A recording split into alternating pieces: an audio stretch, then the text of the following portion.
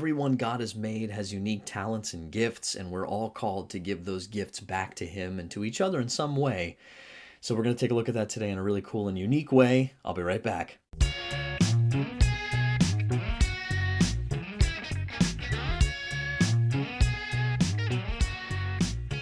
Gracious gang, it's Mike from thegraciousguest.org, here with you for another episode of The Gracious Guest Show.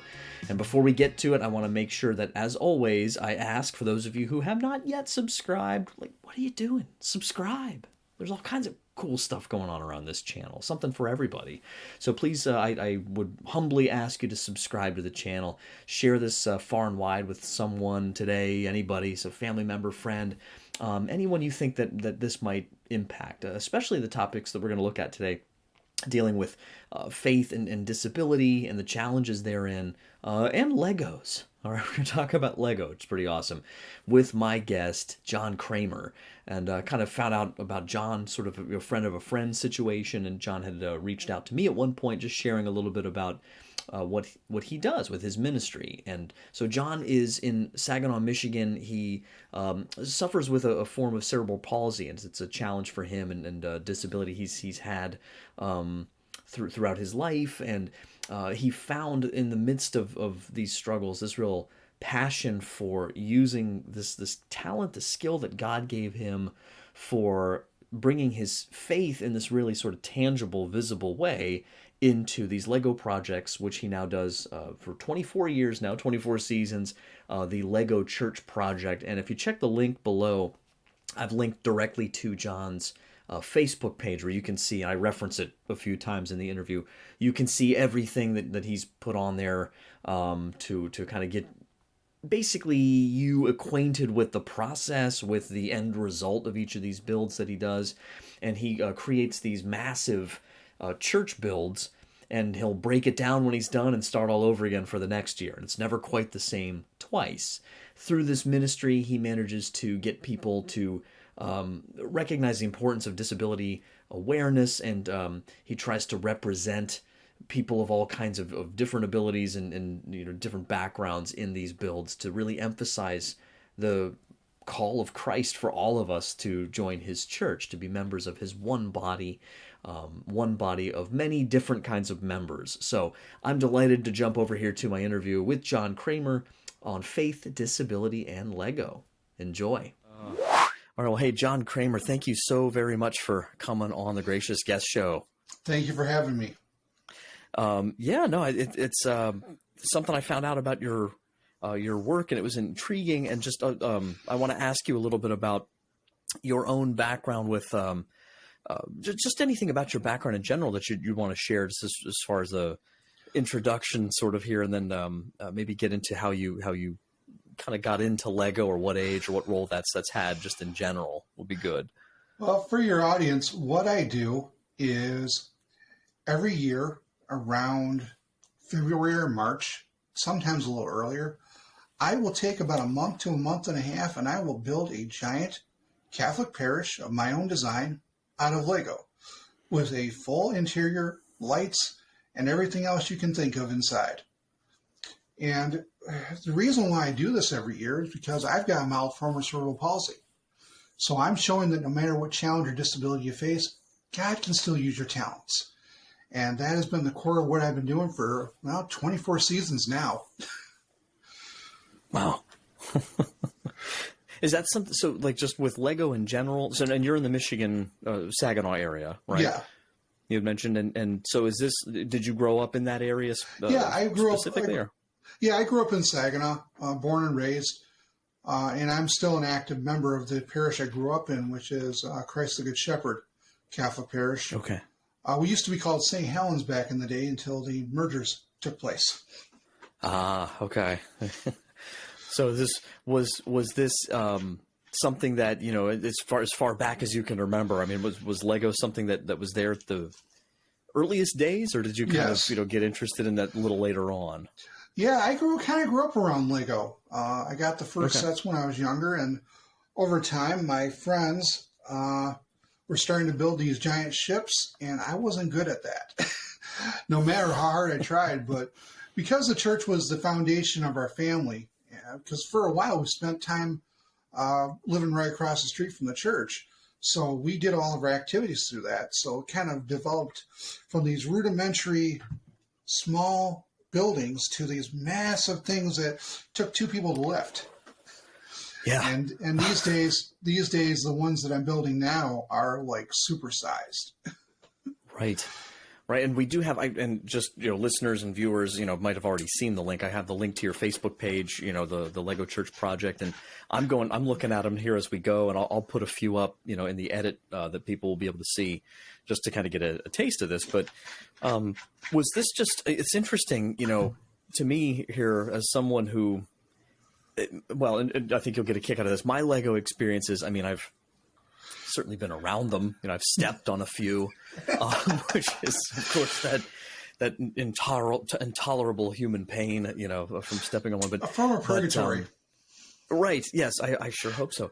But I was never particularly that, interested or for myself. But what's so funny is, as a Star Wars fan, now in my almost 40s, ever since Disney bought Star Wars and you started getting this huge marketing surge like everywhere with Star Wars all over it, for better or for worse, these last almost 10 years or so. It's just funny because people would start to be like, well, Creavey likes Lego, or he likes Star Wars, so here's like a little Lego TIE fighter, or here's like, so I just started, it's like a tradition now. It seems like every Christmas, especially my in-laws, they'll get me like something. I've got the BB-8 back there, but yeah, for me, I'm really impressed, and I'm getting to a question here about your creative process, because, I have, I think, certain areas of creativity that I pursue, but with me in Lego, it's more, I enjoy following the instructions, and like achieving something and having it work out the way I was told it would work out. For me, that's sort of therapeutic. That's just kind of my thing. But you're doing something obviously very, very different here, and much to a grander scale. So what's this process like for you? Well, I never know what I'm actually going to build until I sit down and start praying at the bricks. I can have 1,000 ideas running through my head. I can do a lot of pre-planning into what I would like to see, but I really won't really know until I sit down and start working with the layout. There's always a challenge in coming up with something new every year, but at the same time, there's a reward in that, because I know I'm challenging myself, testing the limits of what I can do and testing the limits of Lego. Yeah, I'm not running by any kind of instruction. Right. A lot of it, though, is combination of prayer and previous experience, and also using the previous photographs from previous years to kind of serve as a little bit of a reminder or a roadmap. If I'm trying to figure out how I'm going to build something like the pedestal for the roof cross, I can look back on some of the previous photos, and just to make sure I've got everything measured up right. Because when you're working on a project like that scale, it can be easy to get overwhelmed, especially with the kind of challenges I face. Right. And this is something, obviously, you share this as a ministry. I love that phrase, praying at the bricks. And, we can keep coming back to that here. But, like I said, as I'm clicking through these and looking and having some up for people to see and encouraging them to go look here, I mean, just like you said, the scale here is just it's so impressive. And how does that, well, here's what I'm trying to ask, I guess, with, your approach to this ministry as a ministry of love and specifically through disability, how does that play into this? Or how did you start to really see this as a way, I guess, that you could serve, others and help inspire others who might be in a similar situation or have some other kind of disability they're struggling with? Well, it was a slow development over several seasons to turn it into what it currently is. Even then, I'm still learning new things. I'm still doing new things with the project, such as with the podcast and stuff.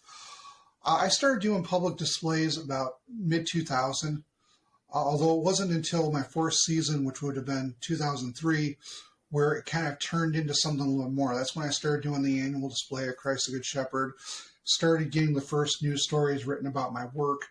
So as the years developed, things kind of moved in different directions with the bricks. I started doing a series of displays here and there. And then what ended up culminating within this last year where I started diving into doing more presentations, talking about the issues, stuff that I've already been doing with the podcast before, and also other radio shows that I've been on over the years. So everything just kind of builds on top of each other to the point where I'm now doing a lot more than I ever thought I would. The project itself is rooted in prayer because I'm praying with my hands. As I'm building, I'm laying everything on the workstation, any challenges that I'm facing with either my health, family health, issues within the church, issues within our community. I'm laying that all in as I'm building. As my hands work, I am in prayer because I'm building the sacred space or a representation of typical parish life. And it can be quite the challenge to get everything lined up properly. To say the least, I'm sure, because I'm just going through here, and it's fascinating because and other folks who may have seen some other interviews or heard you in interviews before, like they may have heard some of these things addressed, but I'd love to just ask you to share a little more about, just some of the ins and outs of this, like what are maybe some of the most challenging aspects of it in general, or are there any in particular challenges from year to year that you remember that you'd want to share, or just things you've run into that have made this not quite a cakewalk? No season ever goes the same way. I can set out to do everything like I normally do. Challenges arise. Either parts don't line up properly, the base plate lifts up or warps. Just trying to get everything together. And an idea that seems good in my head doesn't always turn out practical. On the season 24 build, which I just finished not too long ago, there were a couple minor issues with the design itself. Some pieces just did not want to snap together properly or either lift. And in that case, it's just a matter of taking it apart and using different bricks. Instead of using solid brick, use the 1x1s. There was also a challenge with getting the lower half set because I'm using a different style of light. I'm using LED lights from both a 100 count strand on the lower half and another 100 count strand of the same type on the upper half. And the challenges are when you're using new systems, you don't quite know how they're going to mesh with the Legos. If I was using a different style of light, I could have easily done that, but I wanted the challenge. I wanted a different set of lights, and I think it's going to work good. Is this the first year that you've done LEDs specifically? No, I've done the kind LEDs of for the last several years. Okay. I think season 15, was when I first started using the LEDs. And now here we're season 24, but I've had to swap out the lights after a while because, after a couple of years, they start to get a little dim. And plus, I've always been looking for a more consistent amount of light. Last couple of years, I've been using either a combination of warm and off-white, which kind of, it's okay, but I wanted a little bit more of a warmer light universally throughout the church. So that way you can see some things a little more, not as harshly, because Lego tends to reflect the light back, excuse me. Wow. Right. And the challenge is when you're trying to incorporate something that is not Lego into Lego can be a trip and a half because you got to get everything just right, lined up, get everything tacked in, and hope that everything will stay together. I've had problems where I've built up sections and the things were off by a little bit, and discovered that on the ground floor one of the pillars had lifted up and attached itself to a base plate or one of the flooring plates, which threw everything up, which I didn't realize until I was all the way up the build. Oh my goch! And you can't exactly just go slip something back in there, I would imagine. No, I had to tear the section apart and rebuild it. Par for the course.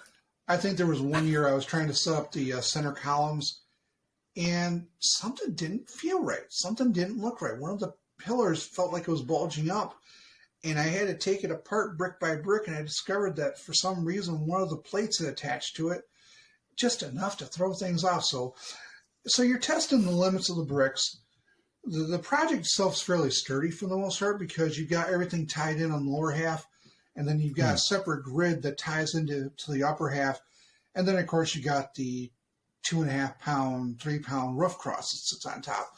So you got to build extra strength to make sure all the walls are tied in, so all that weight has got someplace to go. The project itself is about 45 to 80 pounds, depending on who you ask. But you also have to figure, though, that there's over 200 to 250 figures sitting inside there. Right. Yeah, I was going to ask you how many, because, and again, I've got these pictures here that folks can go and look at. There's a lot of different, you have so many great pictures, I just direct people to the Facebook page, but so you've got, you said 200 to 250 in there? Give or take. I haven't exactly counted. I've added a few more since last season. Okay. But one of the interesting things, though, that I have in there, other than the priests with the vestments, the altar server, the Knights of Columbus sitting inside there, I've also got people representing with disabilities. I've got several people with wheelchairs. I've got a couple power chairs. I've got an adult stroller because it was based on a family that brings their kid in who sits in an adult stroller. Oh, wow. So there's always a representation of that. And not all disabilities are easily seen. Mine are certainly not. If you were to meet me in person, you wouldn't necessarily realize that I have any challenges other than the fact that I tend to walk a little wobbly sometimes because of the balance issues. But there's always a stigma about disability, and even within the church sometimes. And so it's important for me to bring that issue to light by showing that we all have a place in the church. I've got a person in a wheelchair on the balcony section because I've got this in my mind on one of the bell towers. There's room for an elevator. So it's simple things like that. The kids will go dive in and they'll see all that stuff. It may not click with them right away, but down the road, a seed may be planted. Right. They'll be the ones that first see R2-D2 sitting inside there, or BB-8. Yeah, I think I've got Optimus Prime or something like that. I've got all kinds of goofball things in there. I was going to ask, The kids have got to have something to look at. They've got to have something that will get their attention. And it may seem out of place in the church, but it still reinforces that idea that everyone should be welcome, which is one of the big things that I talk about quite frequently. I was going to ask, because that's I would imagine that would be a big theme, and that you have, it's. I want to be careful how I say this, because certain people listening might know which church I'm talking about. I'm not trying to. I'm trying to get into a church architecture, show per se, but it's related. But there's a church that my wife and I would occasionally go to years ago. That and we loved the parish. We loved the people. It was a great place, but it was just always strange to us because there was something about the way the church was designed that gave it this shape that created a physical division, like inside the worship space, that just seemed, and it was so interesting because I wouldn't think about it consciously probably most of the time, but you can't avoid, like, it's the way it's designed. So I imagine that, when you're, something that a lot of us would probably take for granted. And you're like, okay, well, you're going to make a big church, and you can get a design, or you can kind of follow a pattern, or maybe talk a little bit more about how you go about visualizing the space itself and kind of how it's laid out to give that impression of openness, or that open space. Well, I've got a few things that I take into consideration when I'm setting out the pews. I've got specific counts that I like to use to create enough space for the wheelchair users that I have in there. And I've also got areas off to the side with enough room to set up a couple power chairs. The power chairs and the adult stroller are my own design. And they're actually were inspired by people that I run into. In terms of the overall design of the church, one of the first things that actually gets constructed, at least with any major planning, is the tabernacle. The tabernacle, the altar, that entire area gets designed kind of almost first before the rest of the build goes up. Or at least if I don't have it. It's a good message in that. Yeah. Yeah. The tabernacle, the church is built around the altar. That is the center of everything, because everything leads to that point. So anything that I build depending on which viewpoint that I want to have people at, do where my grand cross is, which is that big yellow and red feature right in the center of above the altar right now. That is where I want people to look at. So if I want people to see the tabernacle, if I want them to see the altar, to focus on that, that's where I put the grand cross. If the grand cross is in the back of the church, which I haven't done in a good number of years, that would mean that I want people to see what the priests are seeing, the congregation. But I think with the current design trend that I've been using the last several seasons, I think that it works for what I need it for. And it really does kind of show people what's going on inside the churches. I use these big windows now that I hadn't used before. I do a lot of translucent pieces throughout the project itself because I like the light to shine through coming out of it. And once again, just kind of adds to that beauty that we've kind of moved away from over the last generation or so.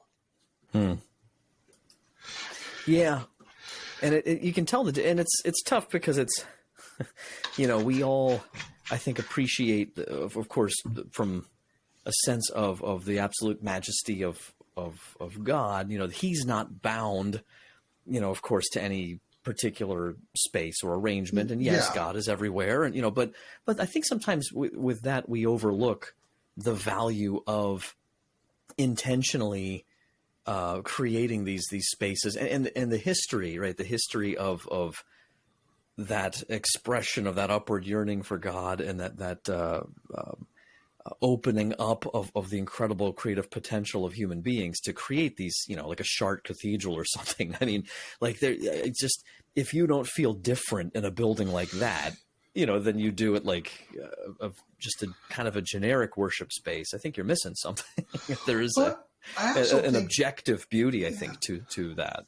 But I also think, though, too, and lesson that I've certainly learned is a lot of it also comes down to the sense of community that we have. When we move away from the idea that Christ talks about loving your neighbor, the grand question is, who is our neighbor? And my response is everyone. The person we sit next with in the church, or someone else on the other side of the church, those who come to Mass.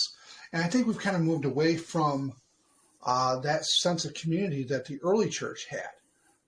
That's just probably my unique take on things anyway, but it's something that I certainly see within the disability community, especially with some of the issues that I tend to run into. One of the more challenging aspects of what I do is I don't drive. I do not always have easy access to transportation. Now, I have been very blessed in the fact that I've got people who can give me a ride to Mass, partially because of the fact that I'm part of our choir at Christ the Good Shepherd and have been for a good number of years. But I've also felt that even though I have my rides set, someone else may not be fortunate, and I've got a platform that allows me the opportunity to share those issues in a relatable manner. Sure. And that's something that I've definitely done. And that's something I'm doing more of, talking about the issues of disability. I think there's a general misunderstanding of what disability is and how it affects people. You certainly see that in the media when you have prominent leaders criticizing someone because he didn't fully understand the nature of their disability. And you run into that every so often. So there's a certain stigma that disability has. And my goal is, at least through prayer, is to maybe not so much change people's minds, but open up their hearts a little bit to showing a little bit more mercy and compassion. Sure. Well, and I imagine you kind of alluded to this, but are there any just sort of anecdotes in particular that you'd like to share about whoever it is, people who have seen your work here, who see these figures, these folks that remind them of themselves, maybe, or maybe even based on them, right? Any comments they've given you, or just sort of feedback about what this has meant to them? I've had children who see the project. They love it. They love it for what it is. They see all the little hidden details. The adults, on the other hand, they see themselves. They see themselves inside the church. And they talk about how full the church is. That's not a reflection of the past. It is a prayer for our future. Everything that I do is rooted in prayer.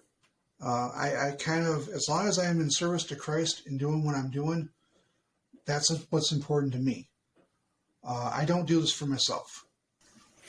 Well, and I wonder, is there a particular, so like liturgically speaking, because I'm looking at some of the pictures here and I see, see some Christmas trees, I see some of the displays, when you have this out. Are there times of year that you found that, particularly, well, I guess let me back up. I should just say, what's your normal sort of time frame? Maybe that'd be good to explain to people, or how this, normally goes, if there is how it normally goes. It never goes the same way twice. Right. I would imagine. Normally, I can display the moment the project is built.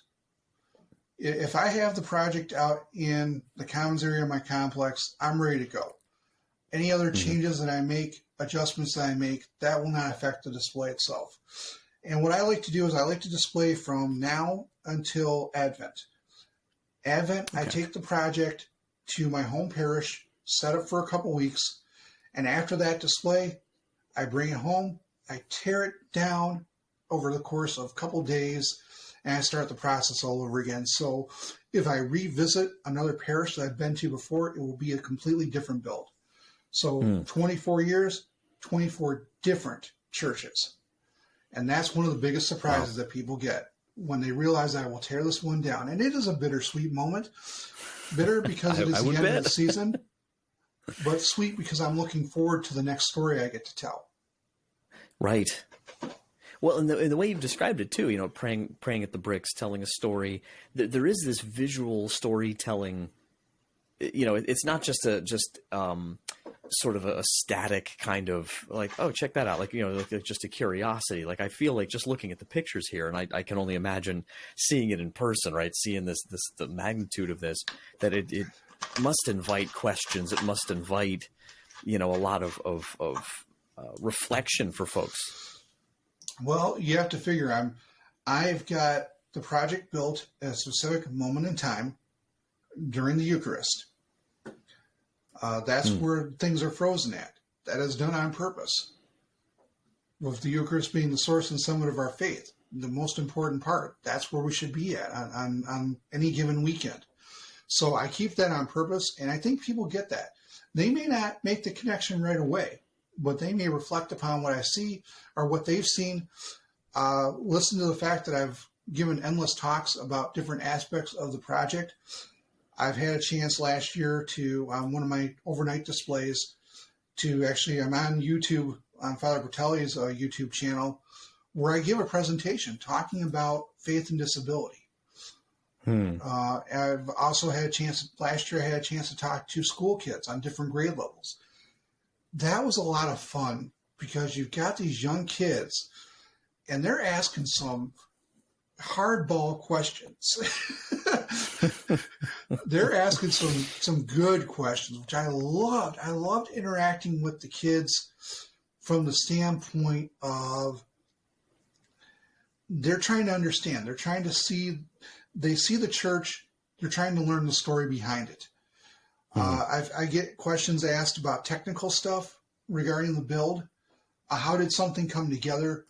There's always a trick, always a challenge. Now I just got to try and find parishes to take this to, because once again, I don't drive. That always adds to the extra challenge. So I can't exactly cold call a parish or email a parish saying, hey, I'd like to bring the project out. Can you give me a ride? Right. Yeah. Doesn't exactly work like that. Sure. But no, I've been fortunate in that I have had some parishes last year reach out to me. So I was able to do about 6 or 7 displays, and I'm praying for more opportunities to go out. I'm willing to go where the Lord sends me. Now I just have to have him send me somewhere. Right. And he has a way of doing that and communicating to us, where he wants that to be, right? I had emails come it's not out what we of the blue. expect sometimes. Yeah. I've had emails come out of the blue. So, but once again, it's in the hands of God above all else. I'm a very firm believer in prayer. I've seen what it can do for me. I've seen what it can do for those around me. But the biggest takeaway, though, is I try and remain as humble as I can. I always have to keep in mind, why am I doing this? Why am I fighting so hard for this? And the classic phrase, vanity of vanities, comes to my mind all the time. That's what I say to myself to kind of when I feel like my ego is getting a little more out of control. When I feel like I'm getting a little more excited than I need to be. And I got to remember, I always have to remain humble. Now, here's a little bit of a surprise for you. I don't know if you saw the photos so far in season 24, but there is a picture of an individual inside the project this year. A Capuchin who spent 20 years of his career in Detroit. Oh, I think I might know who this is. Can I roll the dice on it and say? Yeah, go ahead, take a guess. Is it Solanus Casey? That is. Okay. I started using that. No, nobody believes we didn't talk about this ahead of time, but we really didn't. I actually got that one right, folks. Once in a while. So, and I should say, blessed Solanus Casey. Solanus Casey. So, yeah.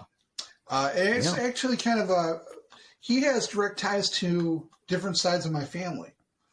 Oh, is that right? Wow. Yeah. Both my grandparents had connections to him. So there's a bit of a personal connection in that. I first started using the photo for the season 18 project. I reused it for season 20 because of my 20 years of doing this. Reusing it this year because it is my 20th season of bringing the project out to my home parish. Okay. So there's a little bit of a significance there. And I've also got my version of the relic cross as well. So the first time I used to bring that up here. Yeah. First time. It's the season 24. You said is it in the build photos? Yeah, I'll grab it is in the build photos. It is in the entryway of the church. And that's so cool. And I made sure the placement was so that people look through the lower side of windows, they can actually see it. That's so cool. Because I've had it in different spots over the years. And when it's not sitting there, it's sitting in a photo box built with Lego on my living room stand. So is that, I mean, I don't know how much of the story you is there, what is the background, by the way, just as far as the family connections, just they had met him? Well, my one grandmother lived across the street from the monastery. Oh, wow. Used to go see him. And he apparently, we've got a postcard they sent to my other grandmother. Okay. Yes. Wow. So yeah, there's some interesting things there. And he was a unique person from what I've read and from what I've heard. Yeah. I hope to go to a center sometime at some point in my life because I really like to take a tour of the place.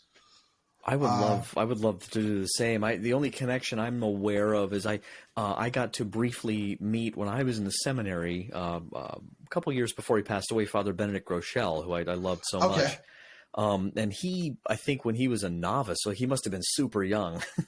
I think he had briefly met him, if I remember correctly. He had told some stories, not to me, but so that's someone who knew him at least a little bit. But that's anytime you're close to sanctity, right? It's it's a powerful experience. But oh my goodness. Well, John, I'll tell you what, we're coming close to the end of our time here. Pretty much, is just anything at the end of this time at least, that you'd want to share with anyone, or just some last minute kind of insights or encouragement. Never be afraid to use your talents. Never be afraid to pray about your talents. See where God wants to take you in your life. The challenges are always going to be epic, but the rewards will be gracious. I don't know I couldn't say it any better. that's great advice. But John, thank you so very much. And like I said, I'm really happy and excited to share with folks the links here, get them connected with you, and especially if they're in your area, can maybe come out and see the build. Any of our viewers or listeners in Michigan area. Yeah, if there are any parishes in the Saginaw area, have them send me a message on the Facebook page. I am looking for bookings. Yeah. Awesome. Well, John Kraemer, thank you so very much for coming and sharing with us here about faith, disability, and Lego. And, I really, really appreciate your time. Thank you. I couldn't be more grateful to John for joining us here today and sharing this beautiful ministry. And just like he said there, I really encourage any of you listeners and viewers, if you are anywhere in his neck of the woods, please look him up. Any parishes, as he mentioned, that might be interested in having him come and display this build. Or in the future, if you get a chance to do that in future seasons, please do. I'm really happy to do my little part to hopefully share the word and get the message out there that John's trying to convey to everybody. So God bless you all so much. Thank you for stopping by the Gracious Guest Show. Stay tuned. More great content is always right around the corner. Praise God. Until next time, don't forget to wonder. Take care.